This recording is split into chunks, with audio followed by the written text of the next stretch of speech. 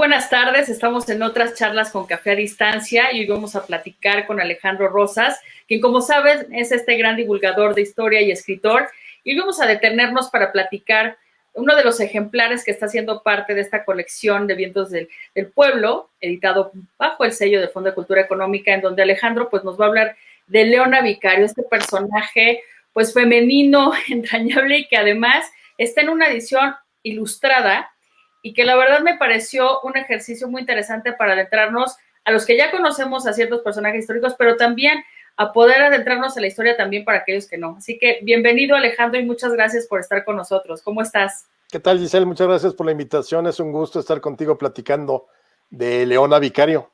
Así es. Y que fíjate que mientras recuperaba algunos datos, no nada más del texto que me adentré en versión digital, me imaginaba qué pasaría si ciertos personajes de la historia no hubiesen existido. Y porque muchas veces, y que bueno, tú mismo cuando escucho en las entrevistas que das, en los programas que tienes, tus intervenciones, hay ciertos personajes que le dan cierto sentido. Y este es el caso de Leona Vicario. ¿Cuál es la importancia, y no nada más por ser mujer, que tú le das a Leona para poder incluso hacer esta reivindicación de este personaje y que además es histórico y es emblemático? Mira, yo siempre he creído que hay una segunda línea de protagonistas de la historia, que son los que en buena medida en los cuales se sostienen los grandes protagonistas, ¿no? Es decir, tienes un Morelos, un Hidalgo, un Guerrero, que son como la primera línea. Y luego hay una segunda línea, en cualquier movimiento social de nuestra historia los vas a encontrar. Entre ellos, desde luego, está aquí Leona Vicario. Así es. Que yo la redescubrí ahora cuando el fondo tuvo a bien invitarme a colaborar con este pequeño o breve texto biográfico de divulgación de Leona Vicario, y encontré muchas cosas que me parecieron realmente sorprendentes. El año pasado tuvimos fue el año oficial de Leona Vicario, sin ningún tipo de ceremonia importante, o más bien conmemoración. No eran los 150 años o los 200, simplemente por la idea de que era un personaje importante, porque yo creo que de otro modo lo hubiéramos seguido escuchando nada más en el grito. Seguramente te has visto por ahí alguna escuela que se llama el Leonario Vicario secundaria oficial, sí, o la calle, ¿no? Así es. Entonces, creo que valía la pena recuperarlo. Me invita el Fondo de Cultura y yo, cuando me empiezo a investigar, me llamó muchísimo la atención que ella defendiera su participación en la insurgencia, no por una razón de amor, como la acusaron en su momento, de que supuestamente ella se había unido a la independencia por amor a el que luego sería su marido, que es Andrés Quintana Roo. Y ella dice que, a ver, momento, a mí nunca me detuvieron con ninguna carta de amor, me detuvieron por las cartas que yo hacía o escribía o recibía de los insurgentes, apoyando con el dinero que tenía, con los recursos, dando armas. O sea, realmente es un personaje muy complejo, que me pareció que sí, exactamente, es ese pequeñito grano de arena que pone a alguien, que no necesariamente tiene que ver con el gran movimiento, pero sí con una participación activa. Y sobre todo, ¿sabes qué me gusta para pensar en el presente? Que se asume la convicción de una causa y es coherente con ella. Así es. Es decir, creo que hoy nos falta mucha coherencia política, porque los que un día son verdes, al otro día son rojos, luego amarillos, luego azules. O sea, ya el chapulineo está cañón. Y aquí yo creo que lo importante es, ella asume su condición de quién es, una mujer de lana, de recursos, una mujer que se pudo haber sentado a tejer en su reposet, siendo una mujer criolla de la Ciudad de México, a estudiar piano, a seguir preparándose como mujer, y no, decide meterse a una causa insurgente. Entonces, eso también me lleva a pensar, de las cosas que me gustó encontrar aquí, que no necesita ser ni gente humilde, ni gente a la que le haya ido terriblemente mal en la vida, o ser desposeído, sino de cualquier sector de la sociedad, encuentras ejemplos de gente que defiende una causa, la asume y la lleva con coherencia en su vida. O sea, digamos que existía, porque así está plasmado en esta biografía, es una profunda convicción patriótica. O sea, está sumida y así está en cada hecho, cada acto, así es como ella lo hizo real, lo llevó a la práctica. Exactamente, y yo creo que eso es muy importante, porque uno podría pensar, ay, bueno, es que como ahorita el discurso es la equidad de género, la paridad ahí en el Congreso y en el gobierno y el feminismo, entonces había que buscarla porque si no, entonces, ¿dónde queda? Y no, o sea, yo creo que Leona se sostiene, aun cuando no existiera hoy el feminismo o la paridad de género o la equidad de género no existiera, ella se sostiene por eso, porque asume la convicción que no tiene que ver con el amor a la que luego sería su pareja, también insurgente. Y creo que lo interesante también es, fíjate que muchas veces cayendo en estos excesos de pronto, en que nos gusta llevar las cosas al otro extremo, parece que estamos buscando hoy para reivindicar a la mujer el equivalente de Hidalgo en mujer, el equivalente en Morelos en mujer, el equivalente en Guerrero o en Juárez o en Madero. Nunca lo vamos a encontrar, porque la mujer jugaba un papel muy, muy clásico, muy, muy preestablecido en esos momentos. Entonces, mujeres insurgentes como las que combatieron Gertrudis Bocanegra, algunas otras, o Leona Vicario, sí fueron garbanzos de libra, o sea, se cosían aparte y sus circunstancias fueron diferentes, pero no era lo común. Entonces, eso hace mucho más importante como analizarlas y estudiarlas, porque ¿qué fue lo que determinó que se uniera, por ejemplo, a Leona Vicario? Pues que su familia siempre fue muy libre de ideas y que le permitían leer todo lo que le cayera en las manos y había mucha libertad en su casa que también creo que ayudó, y sobre todo la lectura. Eso es a lo que quiero platicar, porque lo acabas de decir muy bien, había actividades que eran propias de una mujer y más de cierta posición, estaba, bueno, entre ellas la lectura, pero esas lecturas seleccionadas, estaba la escritura, el bordado, ¿no? El saber cocinar, el ser esta ama de casa y esta buena esposa, que después habremos que hablar qué es buena esposa. Bueno, y en este caso, acuérdate que ella ni siquiera cocinar, porque tenía tantos recursos que tenía servidumbre.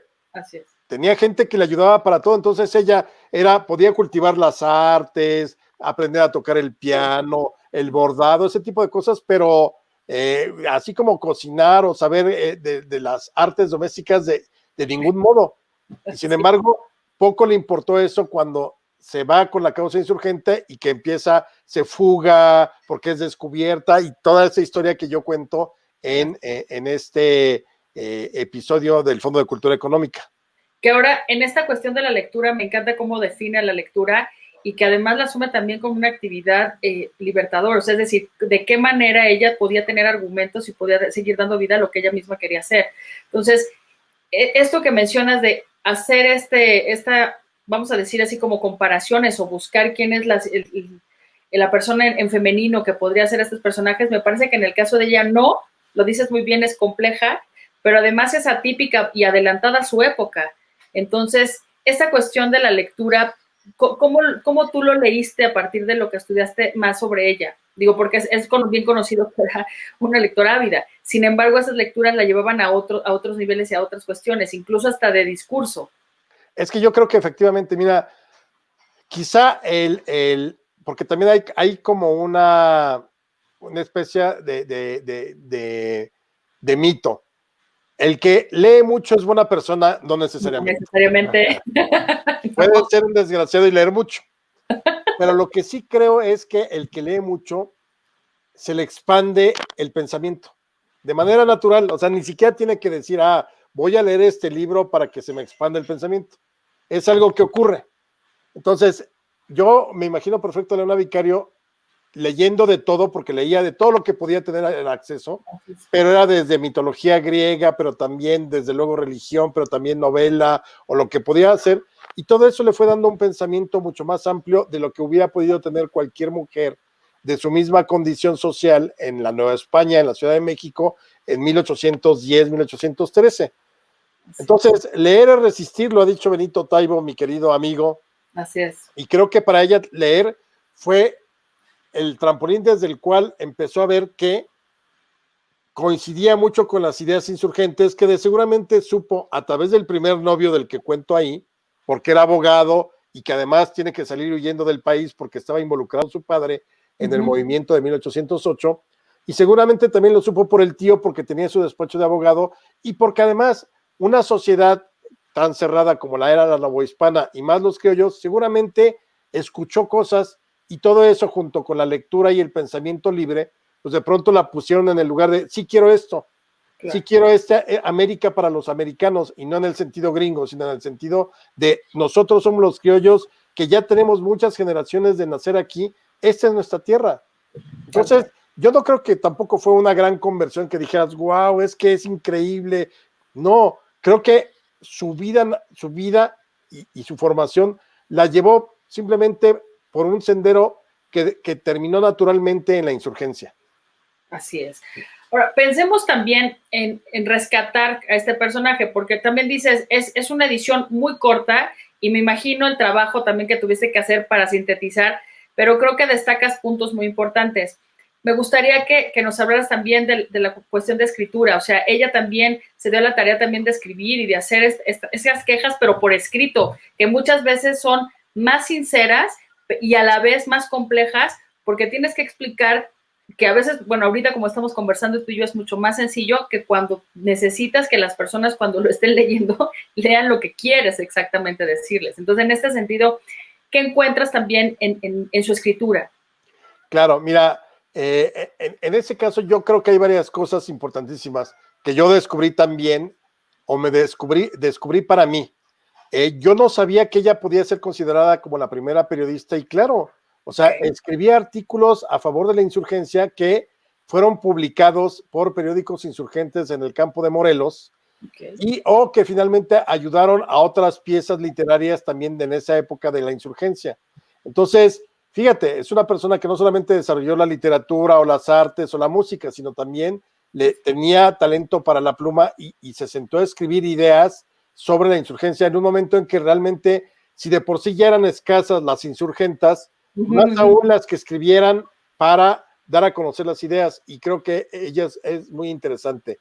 Y, por ejemplo, la carta que yo pongo ahí que le escribe a Lucas Alamán es una gran defensa que podría leerse hoy en día en términos del feminismo, sin que existiera el feminismo como tal en esa época. Ojo, no hay que sacar de contexto. O sea, ella no estaba diciendo, lucho por la insurgencia porque espero que las mujeres en el futuro sean más libres y puedan participar políticamente. No, porque de hecho termina la insurgencia, ella sale bien librada, se casa con Andrés Quintana Roo, tienen familia, y ella básicamente está dedicada a la labor del hogar. No fue que de pronto quisiera ser diputada al Congreso o que luchara por abrir los espacios, no, pero simplemente había un ánimo libertario en ella para poder escribir, para poder criticar, para poder decir, e incluso para defender a su marido en el momento en el que fuera necesario, frente a pues, la revuelta situación política que se vivía en México terminada la independencia y durante los años 20 del siglo XIX. Ahora, ¿cómo hicieron esta combinación, Alejandro, de las ilustraciones, que además están muy bien hechas para cada apartado? ¿Tú tuviste ahí algo que ver o esto ya fue decisión del Fondo de Cultura? Mira, yo sabía que iba a ser ilustrado, pero creo que el gran logro de nuestros editores ahí en el fondo fue que cada quien escribiera libremente o el ilustrador eligiera libremente lo que quería ilustrar.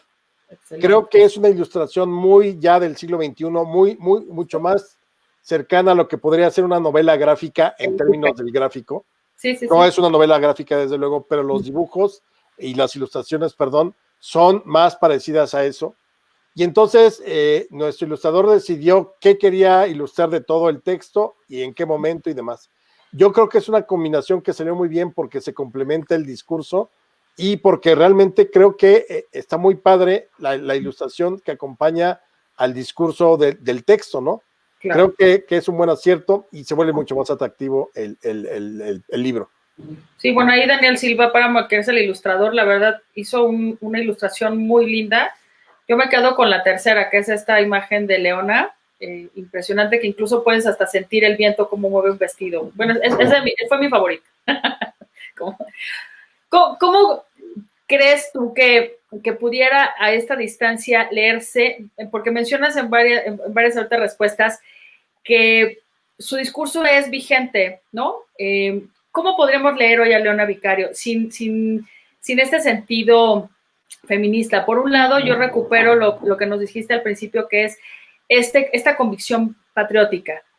¿Qué otras cuestiones podríamos rescatar para hacer vigente su mensaje? Yo rescataría esta convicción, o sea, la convicción y la coherencia, ¿no? Eso, una pegada de la mano tendría que ser un ejemplo de lo que tendrían que ser las nuevas generaciones políticas recuperando aquellas, ¿no? Okay. Luego la otra importante también creo que sería el compromiso con ella misma, y desde luego uno tercero sería, insisto, tú puedes defender una causa y no importa tu extracto social. Claro. Desde luego hay muchos casos de la historia donde ves que salieron de abajo por las propias circunstancias, pero el que tú seas alguien como Leona Vicario, que tiene recursos, que era una familia bien avenida, con negocios y demás, como el caso de Madero en su momento, un siglo después, no tenían por qué hacerlo y lo hicieron. ¿Por qué? Porque para ellos sí hay una visión más allá de nada más lo que es lo mío. Okay. Creo que es algo que también sigue vigente, o sea, creo que no podemos detenernos a esperar que alguien diga, yo soy de este estatus social y entonces solo a mí me corresponde reivindicar estos derechos. No, yo creo que eso es una cuestión que a todos los mexicanos nos corresponde en un momento dado. Creo que esa sería otra gran lectura. Ahora, lo otro, si tú quieres acomodar lo que ella defendía en sus ideas con respecto a ella misma como mujer, porque no habla de las mujeres, sino yo no me enamoré de él y por eso me uní al movimiento insurgente, me enamoré de México o de la idea de independencia o de la causa.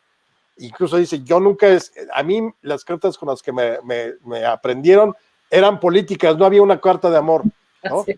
Eso se puede pasar perfectamente a esta época sin ningún problema, pero lo interesante es cómo siempre ha habido esa vena de libertades en la gente, en el hombre o en la mujer, sin importar el género. ¿Y crees también que es esa necesidad de dejar algo, o sea, de dejar esa huella escrita de lo que estás pensando y que además despertar a otros, no nada más en su época, sino dejarlo para la historia, o no crees que hubiese existido esa pretensión en ella? Fíjate que es tan sencilla que yo creo que no. Okay. Porque uno tampoco puede, yo te puedo decir ahorita, no, pues yo escribo mis libros porque espero que en el año 3000 me lean. No. Sería demasiado pretencioso pensar que puede ser, igual y sí, igual el mundo ni existe, pero no importa. Yo creo que ella escribe para sí, para su época, para lo que había hecho y para lo que había defendido. Creo que eso es importante. Y lo padre de todo es que trasciende. Es decir, estamos hablando de ella a más de 200 años de que se mete a la causa insurgente de 1813. Entonces, yo no creo, o al menos no se logra alcanzar a ver como esa soberbia de decir, no, pues es que yo voy a hacer esto y voy a transformar al país, y entonces vean, como quizás Santana sí lo hizo en algún momento, o Porfirio Díaz. Claro. Ella simplemente vivió, asumió, siguió una causa hasta el día de su muerte, y por ahí también escribe que ella no necesita ningún tipo de recompensa ni de reconocimiento, porque no cree que lo que hizo no era tan meritorio como lo que habían hecho otras personas. Claro, o sea, simplemente fue ser libre en la convicción y en el amor a México que le tuvo. A manera también tú de divulgador, sobre todo histórico, ¿qué podrías decir, Alejandro, para las nuevas generaciones de adentrarse en específico a esta colección y con este tomo que me parece, bueno, pues un gran acierto de tener este tipo de colecciones? Sí, mira, yo invitaría a que se acercaran a la colección. Hay muchos personajes, hay hechos históricos, hay momentos. Creo que es necesario recuperar la historia y la divulgación, lo que te puede ayudar la divulgación histórica, que creo que es lo importante, es a desatar la curiosidad por la historia. Es decir, desde luego son 33 páginas de Leona Vicario, lo puedes leer rapidísimo, pero si ya con eso te desata la curiosidad para conocer más, creo que ya logramos lo que tiene que ser la divulgación. Esa invitación constante a que leas, releas, que cuestiones. Creo que nos falta mucho, y eso te lo puede dar la historia, que estés cuestionando todo lo que te dicen, todo lo que ves, todo lo que te lees. No es de conformarnos de, pues ya llegó fulanito y nos dijo esto, o menganita y nos dijo esto, ya creemos. No, no se trata de ya creemos, se trata de cuestionar, y creo que esto puede cuestionar. La colección, me parece que en general el Fondo de Cultura y publicar en el Fondo de Cultura me parece realmente buenísimo. Y Vientos del Pueblo creo que es exactamente esa variante que necesitaba el Fondo de Cultura para divulgar, porque tiene otros ensayos muy académicos, muy buenos, pero esta parte de darle chance a la divulgación de la historia, creo que habla muy bien del Fondo de Cultura. digamos que es también como este primer ejercicio de aquel que quiera saber más sobre ciertos personajes y también los autores que tienen la colección, o sea, como en tu caso, que muchas veces los conoces con otro tipo de curaduría de contenidos, más a detalle, más académicos, más a profundidad, y que por eso a lo mejor ni siquiera se te antoja. Entonces creo que también es como una probadita, como dices tú muy bien, para irnos a textos mucho más complejos y a información que nos lleve a un análisis con más detalle y no nos quedemos solo con lo que están, por ejemplo, en redes sociales, ¿no? Que muchas veces a mí hasta me sirve como terapia de risa, perdón que te lo diga así, pero no puedo creer que alguien se informe solamente con la información que se pone de manera sintética y de manera No, sin claro, ningún análisis, ¿estás de acuerdo? exactamente. Adicional a esta biografía que estás haciendo, ¿tienes pensado hacer algo más? Por ejemplo, con estos textos que has encontrado de más de índole periodístico y demás sobre Leona, o es hasta ahí donde tú agotas lo que puedes hacer como divulgador de la historia? No, por lo pronto yo aquí dejo a Leona. Yo espero, como decías, para las nuevas generaciones, ojalá que los que están estudiando ahorita historia recuperen a estos personajes, a esta segunda línea Okay. que están por ahí y que es muy fácil ubicarlos, los que rodeaban a los grandes personajes, ¿no? Digo, tengo tantos proyectos en mente que ahorita Leona no sería uno principal, pero te digo, esta invitación que me hizo el fondo me gustó. Dije, me gusta, creo que le podemos sacar cosas interesantes, vamos adelante. Ok, pues te agradecemos muchísimo, Alejandro, el que estés aquí. En mi caso, la verdad es que admiro mucho tu trabajo. Creo que tengo aquí todos los libros en donde también eres coautor, ¿no? Y todo sobre temas de la historia y cómo Bizarros, por cierto. reconstruir también esa historia, así es. Y bueno, pues agradecerte y que simplemente seguir apoyando a lo que haga el fondo. En nuestro caso, siempre las novedades del fondo nos parecen importantes y más que están a un precio, yo no lo puedo creer, o sea, ínfimo, punto. Así que Claro. no hay pretexto. Exacto, no hay pretexto. Te mandamos un beso y un abrazo muy grande y que bueno, pues este año podamos seguir trabajando, podamos seguir leyéndolos, ¿no? Compartiendo lo que hacen. Muchas gracias, Alejandro. A ti, Giselle, gracias por la invitación. Un gusto verte y estar en tu programa. Igualmente, espero volver a ser tu alumna algún día de estos. Órale, va. Muchas gracias. También a todos los que se conectaron, a todos los que también nos siguen cada jueves, pues estamos aquí muy agradecidos. Nos vemos el próximo jueves con otras charlas con café. Mi nombre es Gisela Escalante y fue un placer haber estado con ustedes.